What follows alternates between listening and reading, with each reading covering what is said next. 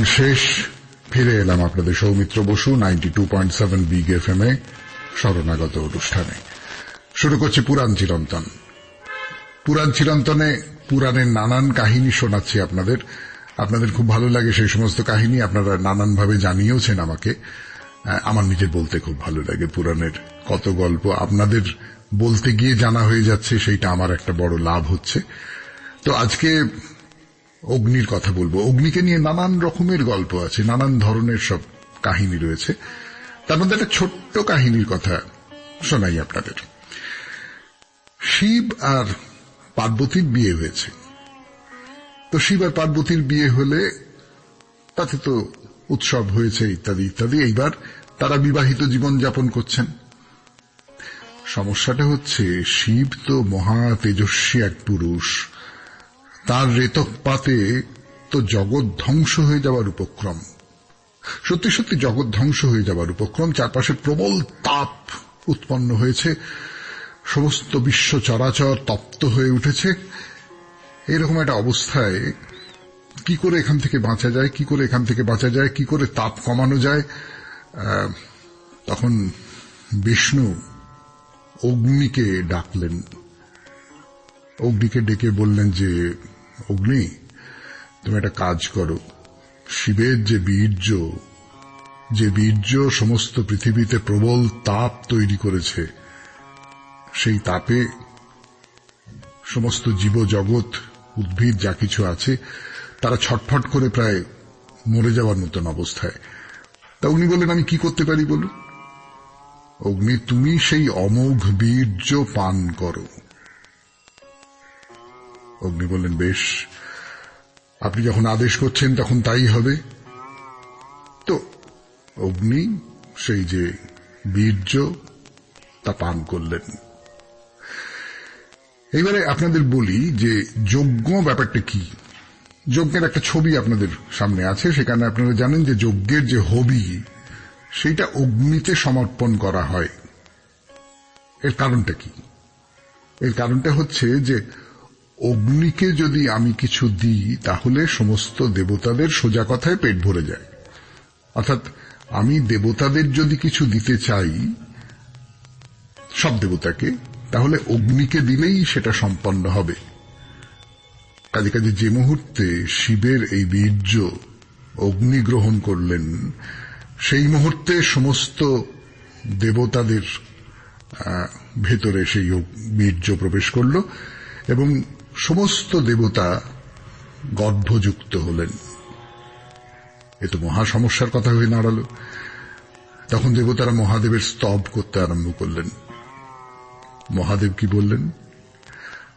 কি বললেন বলবার জন্য ফিরে আসছি 92.7 বিগ এফএম এ শরণাগত অনুষ্ঠানে। আমি আপনাদের সৌমিত্র বসু, শুনছেন পুরাণ চিরন্তন। আপনাদের 92.7 বিগ এফএম এ শরণাগত অনুষ্ঠানে পুরাণের গল্প বলতে বলতে যে শিবের বীর্য পান করলেন অগ্নি এবং সেই অগ্নির সূত্র ধরে সমস্ত দেবতারা তারা গর্ভযুক্ত হলেন। তখন তারা মহাদেবের কাছে গেলেন। মহাদেব তখন বললেন যে, তুমি একটা কাজ করো অগ্নি, তুমি যে রেত পান করেছ সেই রেত তুমি এবং সকলে বমন করো, বমি করে দাও। তো দেবতারা সকলে তো যা তাদের মধ্যে প্রবিষ্ট হয়েছিল সেই সমস্ত বমন করলেন, বমি করে দিলেন। বমি করে দিয়ে সুস্থ হলেন। যেমন হয় না, ভেতরে কোনো একটা কিছু যদি অস্বস্তি হয় তাহলে বমি করলে সেই অস্বস্তিটা দূর হয়ে যায়, সেই রকম হলো। কিন্তু অগ্নির বেলায় সেটা হলো না। অগ্নি কোনো স্বস্তি পেলেন না। তা অগ্নি শিবকে বললেন যে, আমি তো পাচ্ছি না, কোনো স্বস্তি পাচ্ছি না, আমার তো ভেতরে খুব কষ্ট হচ্ছে। তখন শিব অগ্নিকে বললেন, খুব লক্ষ্য করে দেখুন কথাটা, যিনি রচনা করেছেন তিনি কেমন করে সাজিয়েছেন বাস্তব যে চাহিদা তার সঙ্গে কেমন করে এই গল্পটাকে সাজিয়েছেন। শিব তাকে বললেন, অগ্নিকে, যে মাঘ মাসে যারা প্রবল শীতে কষ্ট পাবে, অগ্নি তুমি তাদের দেহে ওই তেজ নিক্ষেপ করো। অর্থাৎ এই রবিবারে দানের কথা হচ্ছিল না, অর্থাৎ হে অগ্নি, তুমি মাঘ মাসের প্রচন্ড শীতে যারা কষ্ট পাচ্ছে তাদের উষ্ণতা দান করো, ওই তেজ নিক্ষেপ করো। তো যাই হোক, শিবের কথায় একদিন অগ্নি ব্রাহ্ম মুহূর্তে এক জলাশয়ের তীরে গিয়ে দাঁড়ালেন। সকালবেলা আলো ফুটছে, সেই সময় ঋষিপত্নীরা এসেছিলেন স্নান করতে। তো স্নানের শেষে তারা দেখলেন অগ্নি রয়েছেন। তারা সামনের অগ্নি থেকে তাপ গ্রহণ করতে লাগলেন। সেই সময় তাদের রোমকূপগুলির মধ্যে অগ্নির সেই রেত রাশির পরমাণু সংক্রমিত হল এবং অগ্নিও এই যে অস্বস্তি, এই যে জ্বালা, তার থেকে মুক্তি পেলেন। শুনলেন পুরাণ চিরন্তনে অগ্নির গল্প 92.7 বিগ এফএম এ শরণাগত অনুষ্ঠানে। এরপর স্বামী বিবেকানন্দের লেখা থেকে পাঠ, মানুষের যথার্থ স্বরূপ, দ্বিতীয় পর্ব। আজকেই শেষ হবে সেই লেখাটি। ফিরে আসছি গানের পর। বিবেকানন্দের রচনা মানুষের যথার্থ স্বরূপ দ্বিতীয় ভাগ, তার শেষ অংশ পড়ে শোনাবো আজকে আপনাদের। যদি পৃথিবীর নরনারীগণের 1,00,000 ভাগের 1 ভাগও শুধু চুপ করিয়া বসিয়া খানিকক্ষণের জন্য বলেন, তোমরা সকলেই ঈশ্বর, হে মানবগণ, পশুগণ, সর্বপ্রকার প্রাণীগণ, তোমরা সকলেই এক জীবন্ত ঈশ্বরের প্রকাশ, তাহা হইলে 8 ঘণ্টার মধ্যেই সমুদয় জগৎ পরিবর্তিত হইয়া যাইবে।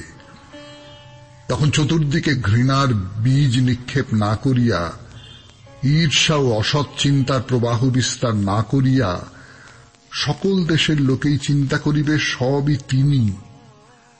যাহা কিছু দেখিতেছ বা অনুভব করিতেছ সবই তিনি। তোমার মধ্যে অশুভ না থাকিলে তুমি কেমন করিয়া অশুভ দেখিবে? তোমার মধ্যে চোর না থাকিলে তুমি কেমন করিয়া চোর দেখিবে? তুমি নিজে খুনি না হইলে খুনিকে দেখিবে কি রূপে? সাধু হও, তাহা হইলে তোমার অসাধু ভাব একেবারে চলিয়া যাইবে। এইরূপে সমুদয় জগৎ পরিবর্তিত হইয়া যাইবে।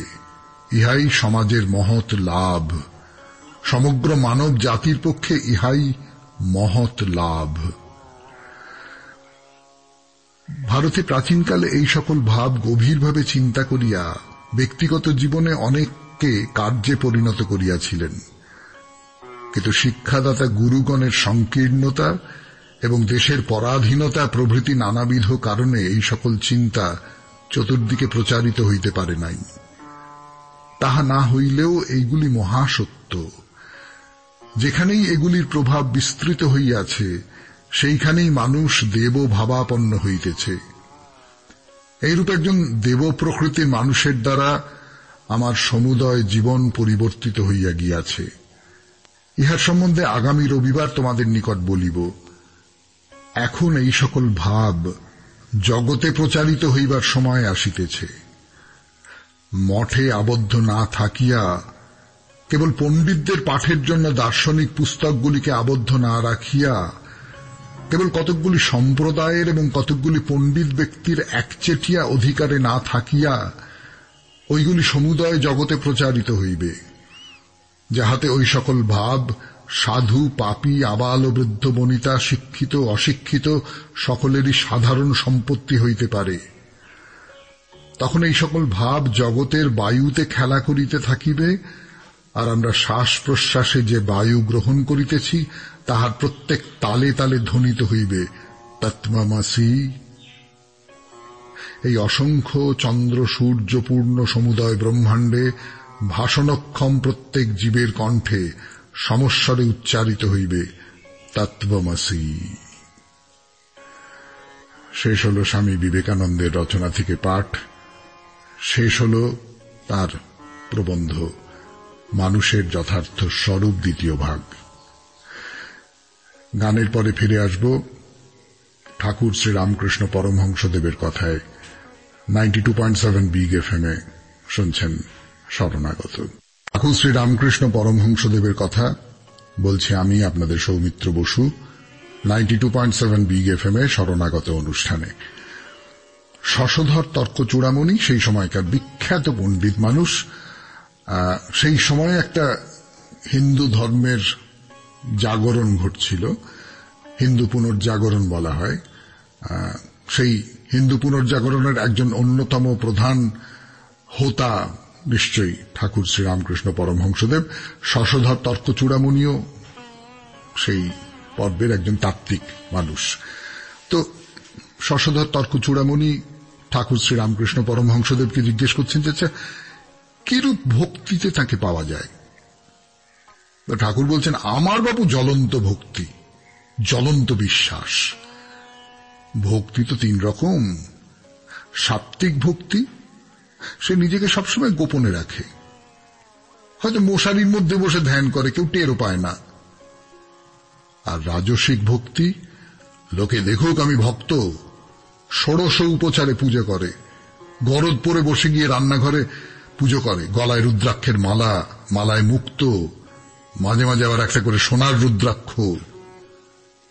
আর তামসিক, তামসিক যাকে বলে ডাকাতে ভক্তি, উৎপেতে ভক্তি। বলতে বলতে ঠাকুরের চোখ মুখ উজ্জ্বল হয়ে উঠছে। ডাকাত ঢেঁকি নিয়ে ডাকাতি করে, 8টা দারোগায় ভয় নেই, মুখে কেবল মারো কাটো লোটো, উন্মত্ত হুঙ্কার, হর হর বম বম। মনে খুব জোর, খুব বিশ্বাস, একবার নাম করেছি আমার আবার পাপ। এই তমগুণেই ঈশ্বর লাভ। ঈশ্বরের কাছে জোর করো, রোগ করো, কিন্তু পর নন, আপনার লোক, আমার সবকিছু, তার কাছে আবার ঢাকবো কি, লুকোবো কি? তিনিই তো আমাকে ভক্ত করে দীপ্ত করলেন, আমার লজ্জা হরণ করলেন, তাই নির্লজ্জের মতো ধরবো এবার আঁকড়ে, আর ছাড়ন ছোড়ন নেই। এই হলো ঠাকুরের কথা। ঠাকুরের আরো কথা নিয়ে ফিরে আসবো 92.7 বিগ এফএম-এ শরণাগত অনুষ্ঠানে। একটু গান শুনে নিন। গুণকে সাধারণভাবে একটু নিচু চোখে দেখেন অনেকে। 92.7 বিগ এফএম-এ শরণাগত অনুষ্ঠানে ঠাকুর শ্রী রামকৃষ্ণ পরমহংসদেবের কথা বলতে বলতে এই কথাটা বলছি, কেননা ঠাকুর তমগুণের কথা বলেছেন। একটু ছোট চোখে দেখা হয়, কিন্তু ঠাকুর বলছেন দেখো আবার সেই তমগুণ, সেই তমগুণই পরের ভালোর জন্য প্রয়োগ করা যায়। 3 জন বৈদ্যের কথা বলছেন তিনি। একজন বৈদ্য, সে এলো, রোগীর নাড়ি টিপলো, টিপে ওষুধ টষুধ দিল, দিয়ে বলল ওষুধ খেয়েও হে, বলে চলে গেল।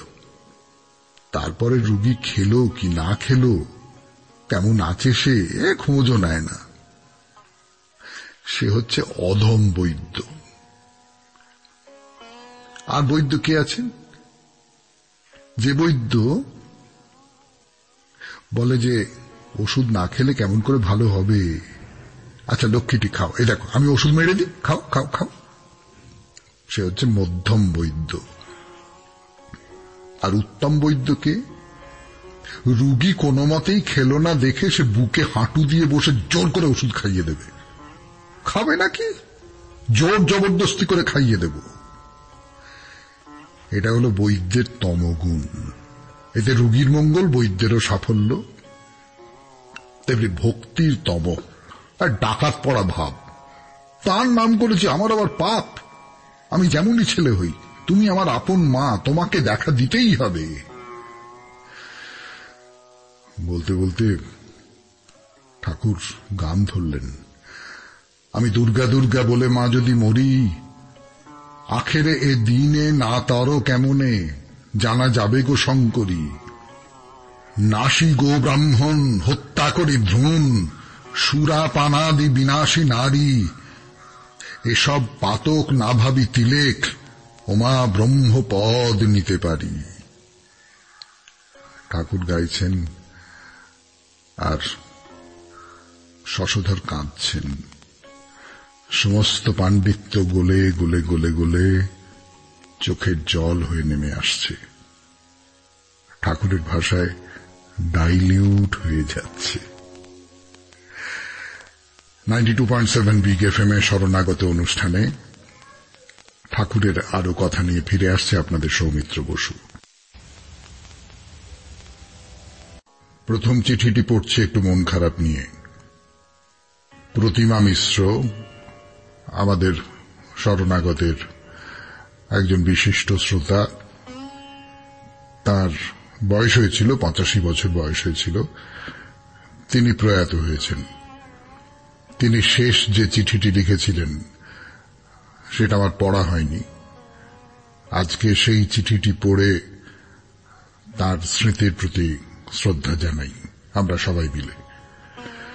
ভাই সৌমিত্র বসু, আগামী দিন 1 বৈশাখ বাংলা নববর্ষ। আমার অন্তরের আশীর্বাদ নিও। ভোরের শরণাগত এক প্রাণ জুড়ানো অনুষ্ঠান। আমার প্রাণের ঠাকুর শ্রী শ্রী রামকৃষ্ণ, জগৎজননী মা শারদা ও বীর বিবেকানন্দের যে বাণী তুমি পাঠ করো তা অত্যন্ত আনন্দদায়ক মনে হয়। আরো শুনি তোমার কণ্ঠে, তোমার কণ্ঠ ঈশ্বরের আশীর্বাদ স্বরূপ যেন এত মানুষকে আনন্দ দিচ্ছে, শান্তি দিচ্ছে। ঈশ্বর তোমার মঙ্গল করুক। শরণাগত পরিবারের সকল শ্রোতা ও বিগ এফএম এর সকলকে আমার শুভেচ্ছা ও শুভকামনা জানাই। এতে প্রতিমা মিশ্র, বারুইপুর মদারাট মিশ্রপাড়া। প্রতিমা দি, আপনি যেখানেই থাকুন ভালো থাকুন, আনন্দে থাকুন। এর বাইরে আর কি বা চাইতে পারি। এবারে আসবো পরের চিঠিতে। ডক্টর ঈশিতা দাস দান নিয়ে লেখা একটি চিঠি পড়ে শোনাবার জন্য বসেছি আপনাদের সামনে। কলকাতা থেকে রওনা দিয়েছে মার্সিডিজ বেঞ্জ গাড়িটা। চালকের আসনে আইটি ইঞ্জিনিয়ার সুমন মুখার্জি, পাশে সদ্য বিবাহিতা স্ত্রী আইটি ইঞ্জিনিয়ার সুমিতা মুখার্জি। বিয়ের পরে চলেছে দীঘায় শর্ট ট্যুরে। কদিন কাটিয়ে ফিরবে আবার কাজের পরিবেশে। বেশ আসছিল। গোলবাগলো চণ্ডীপুর পেরিয়ে বাজকুলের পথে আসার সময় একটা চলন্ত লরিকে ওভারটেক করে বেরোবার মুখে সামনে এসে পড়ে একটা বাছুর। তাকে বাঁচাতে গিয়ে সজোরে ব্রেক কষতেই গাড়িটা উল্টে পড়ে পাশের নয়নজুলিতে। হই হই করে গ্রামের লোকজন এসে গাড়ি থেকে দুটো বডি বের করে এনে কাছাকাছি হাসপাতালে আনার পরে চিকিৎসকেরা জানান পথেই মারা গেছেন সুমন। সুমিতা মারাত্মকভাবে জখম। কি হবে তারা বলতে পারছেন না ওই মুহূর্তে। বাড়ির লোকজন খবর পেয়ে ছুটে আসেন। সুমনের বাবা মা ভেঙে পড়লেও ঠান্ডা মাথায় সিদ্ধান্ত নেন তারা সুমনের অঙ্গ দান করবেন। সেই মতো কলকাতার হাসপাতালে যোগাযোগ করে গ্রিন করিডোরে বডি এনে সুমনের হার্ট, দুটো চোখ, লিভার ও দুটো কিডনি সংগ্রহ করা হয় ও তড়িঘড়ি গ্রাহকদের লিস্ট দেখে অঙ্গগুলো পাঠিয়ে দেওয়ার ব্যবস্থা করা হয়। এতে উপকৃত হন 6 জন ভুক্তভোগী মানুষ। সুমনের বাবা মা ভাবেন তার প্রিয় সন্তানের মরণোত্তর অঙ্গদানের মাধ্যমে 6 জন মানুষের কাছে সন্তানের অস্তিত্ব টিকে রয়েছে। এর চাইতে বড় প্রাপ্তি আর কি হতে পারে। নমস্কারান্তে doctor Ishita Das, MD, pediatrics, শিশু চিকিৎসক। খুব চমৎকার গল্প বলবো না, ঘটনা বলেই মনে হচ্ছে। খুবই চমৎকার ঘটনা। এবং সত্যি সত্যি আমরা আজকের এই পৃথিবীতে, আধুনিক পৃথিবীতে দেহদানের চেয়ে বড় পুণ্য আর কি আছে আপনাদের সৌমিত্র বসু অন্তত জানে না। চিঠিপত্রের পর এবার বাইরে দূরে 92.7 বিগ এফএম এ শরণাগত অনুষ্ঠানে এলাম। চিঠিপত্রের পর 92.7 বিগ এফএম এ শরণাগত অনুষ্ঠানে শুরু হচ্ছে বাইরে দূরে। আমি আছি আপনাদের সঙ্গে, আপনাদের সৌমিত্র বসু। আর দেরি না করে লাদাখ থেকে চীনের মাটিতে পা রাখি আর বেইজিং শহরে পৌঁছেই সোজা চলে যাই স্বর্গের মন্দিরে, টেম্পল অফ হেভেন। এই মন্দির নিয়ে প্রাথমিক যা যা কথা বলবার সব বলা হয়ে গেছে মোটামুটি। সব কি আর বলা যায়? যদি আরো কিছু বলবার কথা মনে হয় সেই না হয় পরে বলা যাবে। আপাতত আমরা এসে দাঁড়িয়েছি বিশ্ব পুরাতত্ত্ব সম্পদের একটা খুব গুরুত্বপূর্ণ নিদর্শন, এই টেম্পল অফ হেভেন বা স্বর্গের মন্দিরের সামনে। সামনে মানে একেবারে সামনে এসে দাঁড়াতে মুশকিল আছে, একটুক্ষণ তাকিয়ে থাকলে ঘাড় ব্যথা হয়ে যাবার সমূহ সম্ভাবনা। তাই একটু দূর থেকেই প্রথমে দেখি মন্দিরটিকে। একটা বিশাল প্রান্তরের মতো চত্বর, সেখানে সব মানুষজন ঘুরে বেড়াচ্ছেন। পৃথিবীর নানান জায়গা থেকে এসেছেন তারা। আর তাদের সামনে কি তা বলবার জন্য ফিরে আসছি গানের পর 92.7 বিগ এফএম-এ শরণাগত অনুষ্ঠানে। আমি আপনাদের সৌমিত্র বসু। মানে হয় না, তার কারণ সামনে যে কি বলবো, ইমারত বলতে পারি, বাড়ি বলতে পারি, প্রাসাদ বলতে পারি, যা ইচ্ছে বলতে পারি, যা দেখছেন আপনি তা এত বড় আর এত সুন্দর যে চোখ না পড়ে পারেই না। না, এর গড়ন আমাদের মন্দিরের মতো নয়, একেবারেই নয়, তা তো হবার কথাও নয়। কিন্তু মন্দির বলুন, মসজিদ বলুন, চার্চ বলুন, সব ধর্মস্থানেরই একটা বৈশিষ্ট্য আছে, তারা সবাই আকাশে মাথা তুলতে চায়। তাদের মাথার চূড়া যেন ঈশ্বরের কাছে কিছু প্রার্থনা করবার জন্য উঁচু হয়ে উঠেছে। চত্বরের শেষে বেশ অনেকগুলো ইমারত, তার মধ্যে সবচেয়ে বড় যেটা মানে বিরাট, তার কাছেই তো আগে যাব, সেটাই তো মানুষের পক্ষে স্বাভাবিক, বিরাটের কাছে আগে যাওয়া, তাই না?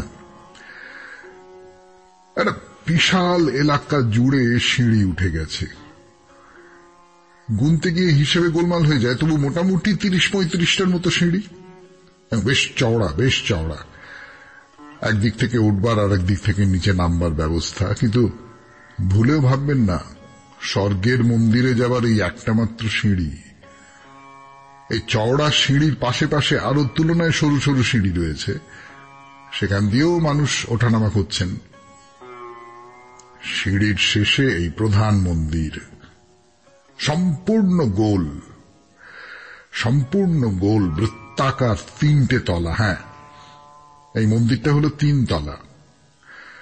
সবচেয়ে নিচে 1 তলাটা একটা গোল, 2 তলার গোলটা আর একটু ছোট, আর সেই 2 তলার উপরে ভর করে দাঁড়িয়ে আছে তো 3 তলার গোলটা, সেটা আরো ছোট। 3 তলার মাথার উপর একটা সোনার কলস রাখা আছে। এই যে বাড়িটা, এখানে কোনো দেবতার অধিষ্ঠান নেই, এ হলো প্রার্থনা করার জায়গা। এখানে সবাই মিলে শস্যের জন্য প্রার্থনা করতেন, রাজা প্রজা সব একসঙ্গে। এই যে বিশাল উঁচু প্রার্থনা সভা, 3 তলা, এর পুরোটা কাঠ দিয়ে তৈরি। না, পুরোটা কাঠ দিয়ে তৈরি কথাটা ভুল হলো, মাঝে মাঝে মার্বেল ব্যবহার করা আছে। একটা তলায় একটা করে গোল, তার মাথার উপর একটা করে ছাউনি, আর এই যে গোল, এর সমস্তটা জুড়ে কি অসাধারণ সব কারুকার্য করা। কারুকার্য মানে বেশ কিছু ছবি, অন্যরকম ছবি, আমাদের ছবির সঙ্গে মেলে না, একদম অন্য। মানে নিশ্চয়ই চীনা সংস্কৃতিতে সেসব ছবির পৌরাণিক বা আধ্যাত্মিক ব্যঞ্জনা আছে, কিন্তু সেটা তো আমার জানা নেই। ছাউনির নিচে যেটা বেড় দিয়ে রেখেছে সেটা আগাগোড়া নীল পাথরে তৈরি, তার মধ্যে এই সমস্ত নানান রকম ছবি, কাজ, ইত্যাদি ইত্যাদি। মানে সত্যি সত্যি দেখে মনে হয় না স্বর্গ বুঝে এইরকমটাই দেখতে হতে পারে। ফসলের জন্য প্রার্থনার উৎসব হতো এখানে, সেই উৎসবে রাজা নিজেও যোগ দিতেন। তাকেও মাঠে গিয়ে অন্তত একটা ফসল পুঁততে হতো না। এটা আমাদের কাছে খুব অজানা নয়, আমাদের নেতা নেত্রীরাও এইরকমটাই তো করে থাকেন নাকি। কিন্তু আজকে আর সময় নেই, আজকে শরণাগত এখানেই শেষ করতে হবে। আমাদের হোয়াটসঅ্যাপে চিঠি পাঠাবার নাম্বার 9831922927, চিঠির গোড়ায় SG, আর আমাদের ফেসবুক হলো শরণাগত সৌমিত্র, SHARANAG।